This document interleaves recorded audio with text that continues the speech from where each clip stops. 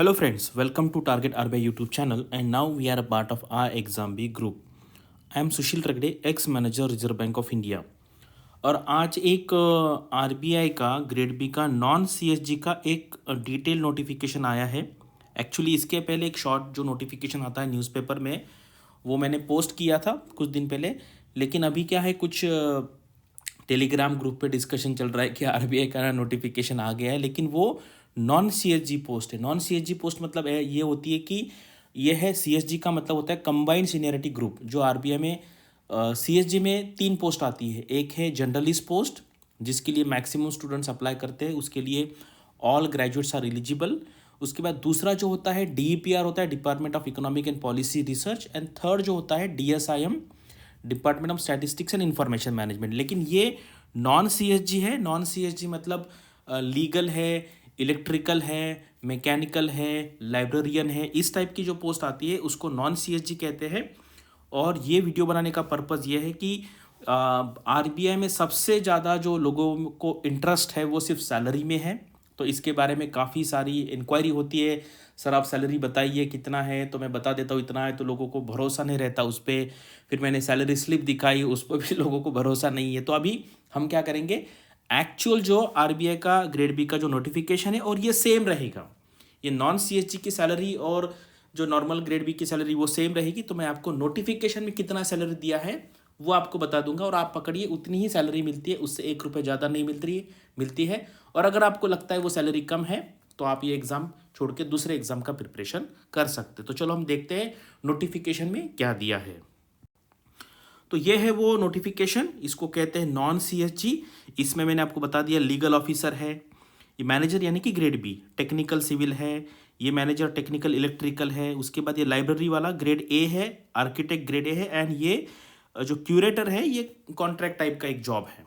ठीक है, तो अभी यहाँ पे एक भी चीज़ मैं आपको यहाँ पे बताना चाहता हूँ कि जिनका ओबीसी सर्टिफिकेट या ओबीसी कैटेगरी में जो आते हैं जल्द से जल्द उनका सर्टिफिकेट निकलवा दीजिए, क्योंकि जो आरबीआई ग्रेड बी का नोटिफिकेशन आएगा उसमें इसी तरीके का मेंशन होगा कि आपका जो सर्टिफिकेट है 1 जनवरी के बाद वाला चाहिए, एंड लास्ट डेट होगा सर्टिफिकेट निकालने का आपका लास्ट एप्लीकेशन डेट। तो अभी से आप लग जाइए, अदरवाइज फिर बाद में प्रॉब्लम ना हो जाए। और ईडब्ल्यूएस के लिए भी सिमिलर रूल्स है। आप ये नोटिफिकेशन है एक बार देख लीजिए, उस पर्पज़ के लिए ओबीसी रिजर्वेशन के लिए क्या क्या डॉक्यूमेंट चाहिए, ईडब्ल्यूएस के लिए चाहिए, एससी एसटी फिजिकल हैंडीकैप के लिए क्या चाहिए। तो ये नोटिफिकेशन जो है मैं यहाँ पर डिस्क्रिप्शन में मेरे टेलीग्राम चैनल का लिंक डाल देता हूँ, वहाँ से आप ये नोटिफिकेशन देख सकते हैं ये एडिशनल इन्फॉर्मेशन के लिए।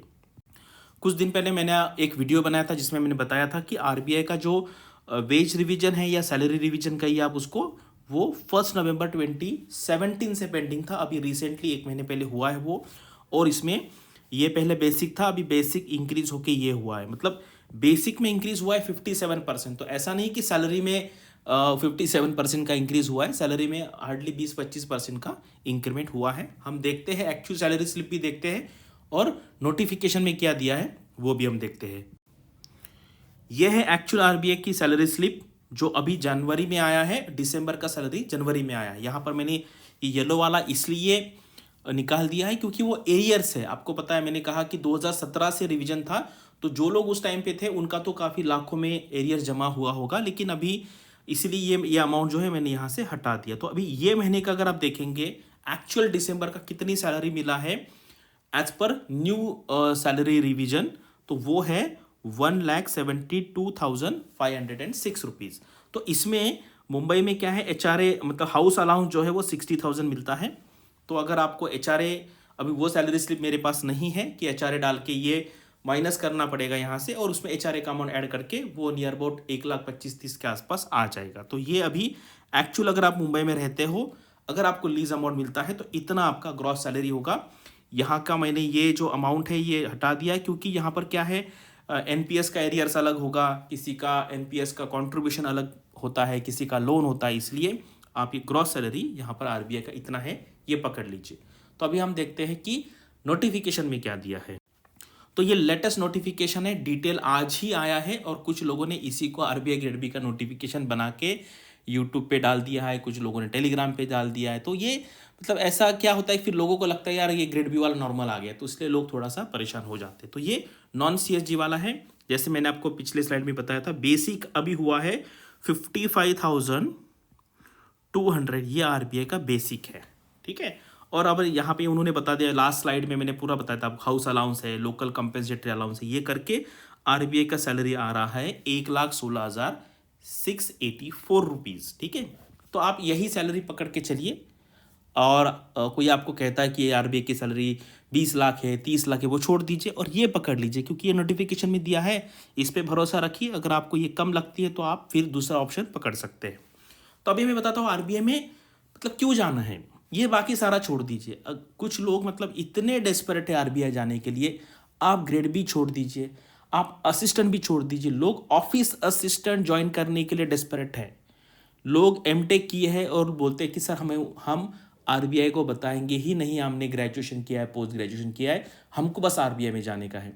लेकिन मैंने कहा यार वो मतलब क्लास 4 का जॉब है, लेकिन वो कहते नहीं हमें आरबीआई में काम करना। तो इस टाइप के भी कुछ लोग हैं कि जिनको बस आरबीआई में काम करना, ये सैलरी बिलरी छोड़ दीजिए, ठीक है। तो मैं उतना भी आपको डेस्परेशन होने को नहीं कहता हूँ। ये एक सैलरी मिलेगी आपको, ये जो कि डिसेंट सैलरी है, आप पकड़ लीजिए कि ठीक ठाक सैलरी है अगर ये अमाउंट देखते हैं तो। यहाँ पे क्यों आना है, मुंबई में अगर आपको रहना है खुद से, अगर आप प्राइवेट में हैं तो मुंबई में जो अंधेरी एरिया है वहाँ पे मेरे कुछ फ्रेंड रहते हैं, 1 लाख रुपए सैलरी देते हैं, ठीक है, रेंट देते हैं, 1 लाख रुपए रेंट देते हैं, सैलरी उनकी 4-5 लाख के आसपास है। तो बता दीजिए अगर मुंबई में आपको रहना है अच्छे लोकेशन में तो 1 लाख रुपए आपको रेंट देना पड़ता है, ठीक है। तो मुंबई में आपको अकोमोडेशन मिल जाएगा, मैक्सिमम जगह पे अकोमोडेशन है। अगर अकोमोडेशन नहीं चाहिए तो आरबीआई, मैंने सैलरी बता दिया है, आपके अकाउंट में 60,000 रुपये आ जाएगा। लेकिन अगर आप रेंट पे रहते हो तो ही आएगा ये, अदरवाइज नहीं आएगा। अभी चल रहा है कि उसको बढ़ा देंगे 75 to 80, उसका अभी डिस्कशन चालू है, अभी वो फाइनल नहीं हुआ है।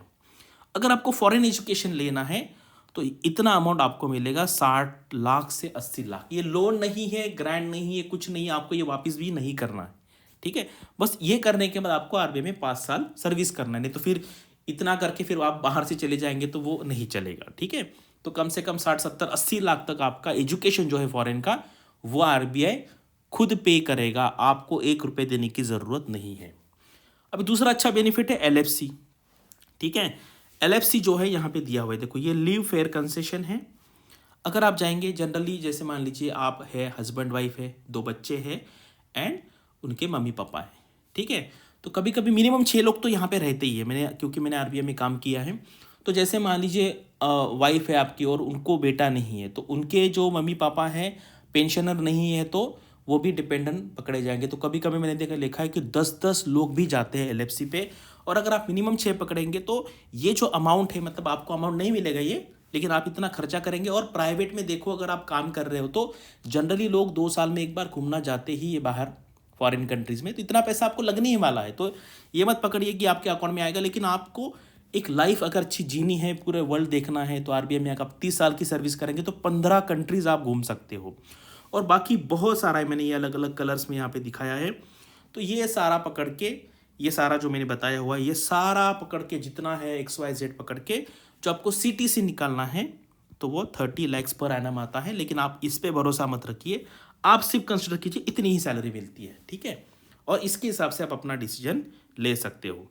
तो पर्पज़ यही था बनाने का कि ये एक्चुअली ऑफिशियली पब्लिश्ड हुआ है। मैंने जो सैलरी दिखाई वो मैं एक किसी स्टूडेंट का था, ठीक है। तो ऑफिशियली फर्स्ट टाइम आरबीआई की तरफ से उन्होंने सैलरी बताई हुई है, वो मुझे आपको बताना था। और ये भी बताना था कि ये नोटिफिकेशन हमारा नॉर्मल जर्नलिस्ट का नोटिफिकेशन नहीं है, ये नॉन CSG पोस्ट का नोटिफिकेशन है। अभी आपको क्या करना है, ये देख के किस लोगों को नोटिफिकेशन मिला होगा, मोटिवेशन मिला होगा, कुछ लोगों को नहीं मिला होगा। जिनको प्रैक्टिस करनी है प्रीवियस ईयर क्वेश्चन पेपर्स की या फ्री मॉक टेस्ट की, हमारा आई एग्जाम भी पोर्टल ऐसा है कि जहाँ पर हम मॉक टेस्ट के लिए कुछ भी नहीं चार्ज करते। कौन सा भी एग्जाम हो, किसी भी मॉक टेस्ट पूरे यहाँ पर हमारे यहाँ पर फ्री है। तो उसका लिंक मैंने डिस्क्रिप्शन में दिया हुआ है। तो आप आरबीआई के प्रीवियस ईयर के क्वेश्चन पेपर सॉल्व कीजिए, मॉक टेस्ट सॉल्व कीजिए और जल्द ही रेडी रहिए, क्योंकि ये जो एग्ज़ाम है अभी, ये नॉन CSG वाला 6 मार्च को है।